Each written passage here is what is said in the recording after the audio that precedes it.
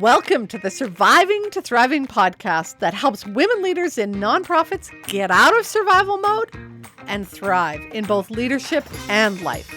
I'm your host, leadership development coach Kathy Archer, and I help women leaders enjoy impactful leadership. I worry that too many leaders think that in order to do self-reflective practice, you need a pretty little journal and a nice pen, and you need to start with Dear Diary. And here's my problem. That's not true. You certainly can if you want, if that works for you. And I do kind of something like that. I do free journaling every day, but that's not the only way to do self-reflective practice. If you are new to the self-reflective practice or not quite sure how to do it or trying to do it better, having a formula or a system is a really good way to help you start the process. And so today I'm going to talk to you about a couple of tools that you can use to do self-reflection in your day-to-day work as a leader of a nonprofit. And trust me, they're not too in-depth. You can make them take as long as you want or as short as you want. But I want to give you a couple tools to help you do that inner work that we talked about in last week's episode so that you can look at yourself, how you're leading, how you're showing up, the impact you're having, and then have the ability to grow your leadership. There are two kinds of self-reflection that I want to talk about. And the second one is one that you probably haven't really thought about. But the first one is quiet reflection, and the second one is real-time reflection. So the first tool is going to be more focused on the quiet reflection, and the second one, the real-time reflection. You can use both interchangeably, but they'll give you some insights into how to do this. So the first tool, if you've followed my work or if you've read my book, Mastering Confidence, you'll know all about this. It's the inner guidance cycle.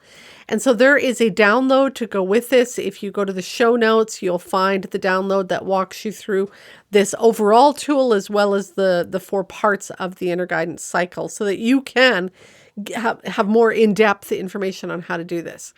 The inner guidance cycle is basically a system to help you access your inner wisdom.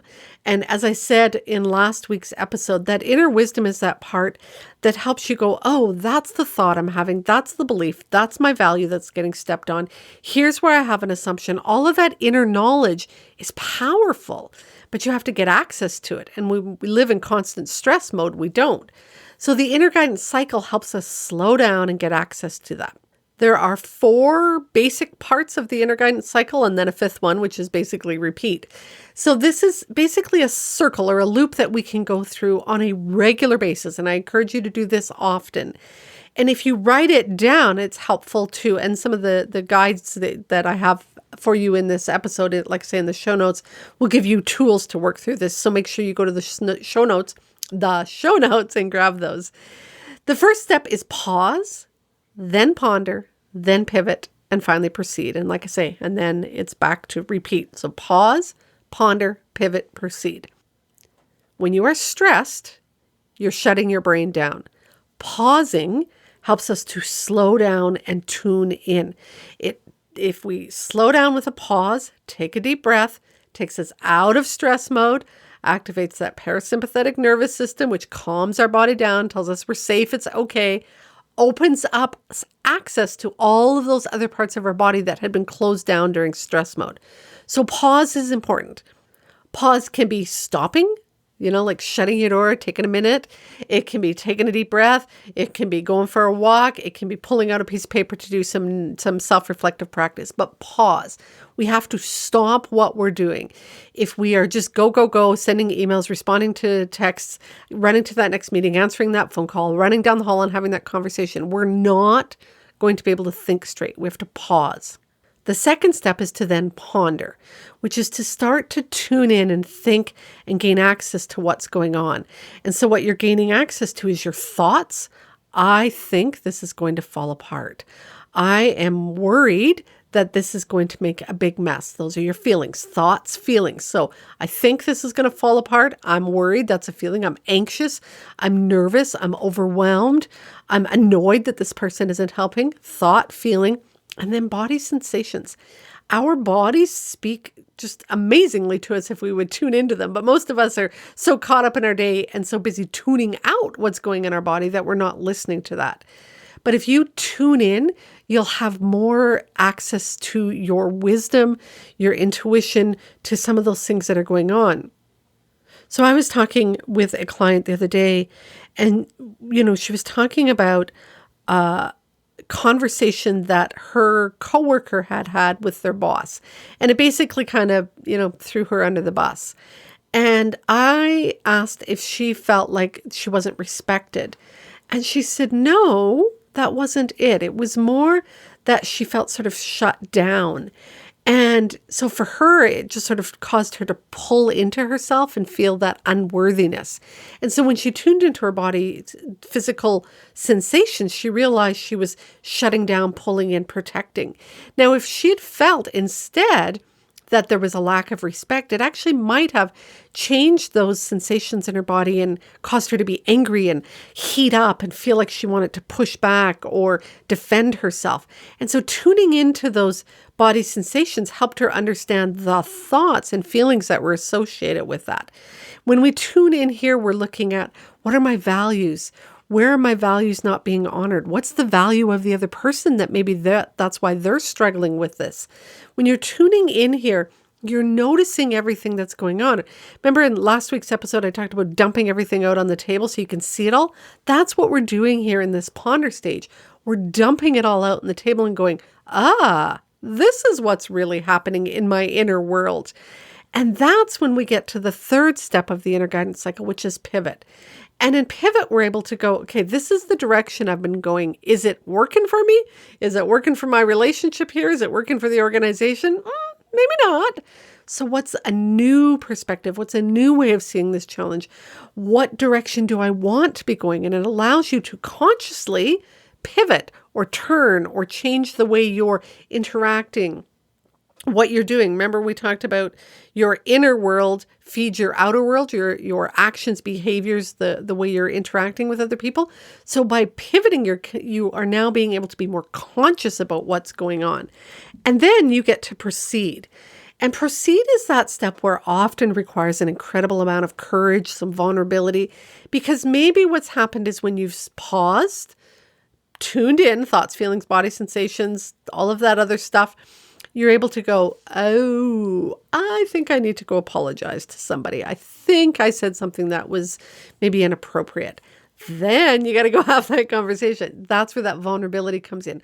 Or perhaps you've realized somebody else isn't pulling their weight and you need to go address that. Again, that requires that level of courage. So if you go over to the show notes, there's tons more resources around the inner guidance cycle. But I want you to know that it's a tool you can use. You can, like, one sheet of paper this, where you just sit down and go, what are my thoughts? What are my feelings? What are my body sensations? What are the values that are showing up here? What are my strengths? What are my areas that I'm working on? Who can help me here? All of those questions allow you to access that ponder stage. And then you get to move forward. So when you use the inner guidance cycle to its fullest, you're reconnecting with your values, you're aligning with that type of leader you want to be, and you're making more of the decisive decisions, you are going to be seen as a stronger leader, more in control leader, more competent leader, more confident leader, and a leader who's composed because you're accessing and managing that inner world. So the first tool is the inner guidance cycle. And again, you can use the inner guidance cycle sort of when you are doing that reflection that is more quiet reflection. You've, shut the door for a few minutes and you're making some notes, or you're doing it in the morning before you go to work or at the end of the day. It's a quieter reflection. Now you can also do that in the moment. And you can go, what are my thoughts? What are my feelings? What are my body sensations? You can take a deep breath, tune in the middle of a conversation, in the middle of a hard meeting, as you are getting ready to walk into the room to, address this group, whatever it is. In the moment, you can use the inner guidance cycle. What I want you to do is practice it so that you get better at using it when you're outside of the heat of the moment. The second tool is what I call the 3-question query. And again, this is one that you can use more quickly in the moment. What you're doing is you're asking yourself 3 questions. Who am I being right now?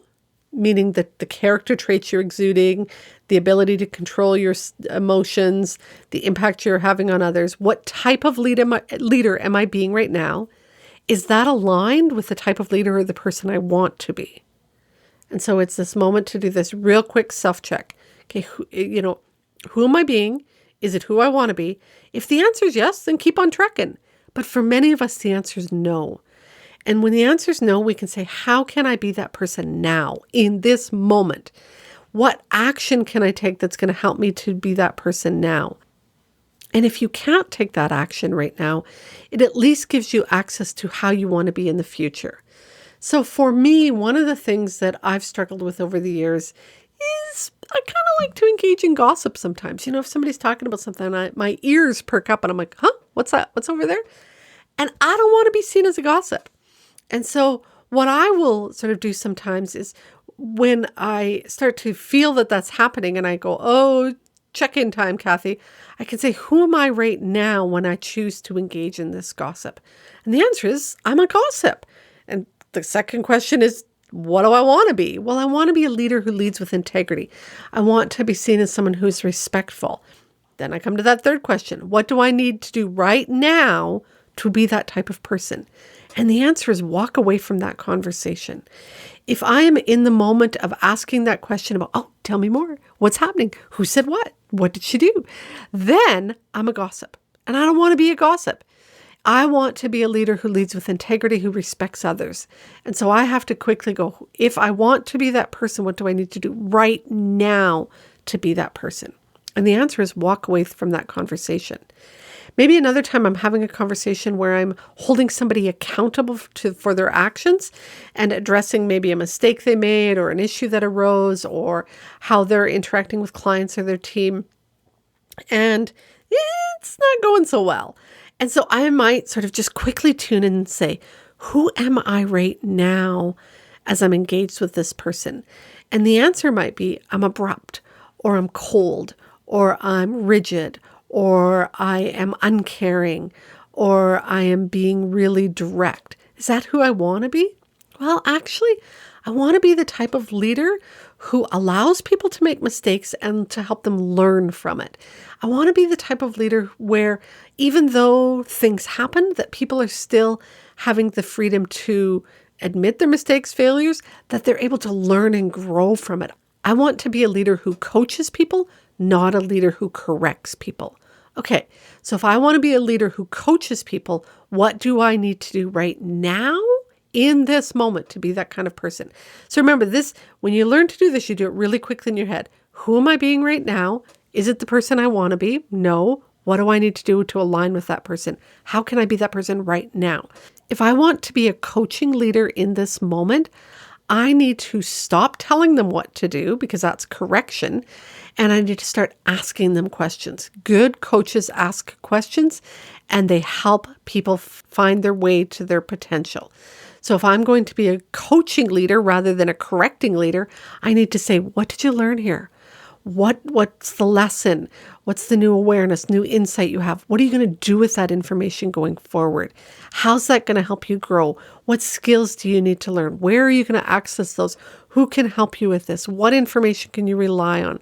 Those questions are going to help that person grow. If I just give them heck and tell them what to do, that's not going to help them grow and develop. For me, in the moment when things are going icky, I can quickly tune into these three questions. Who am I being right now? Is that aligned with the person I want to be? And if the answer is no, I can ask myself, how can I be that person right now? And then take that action. So those are two self-reflective tools that you can use. The inner guidance cycle and then this 3-question query. One is really going to help you when you slow down and do that more quiet reflection. The other is going to help you in the real-time reflection. And again, they're interchangeable. You can use them in both. But just to help you start learning them, these are two tools that are really going to help you move forward so that you can be that leader that leads with integrity. So you can be that strong leader who maintains your composure, leads with that energy and motivation and enthusiasm for your team.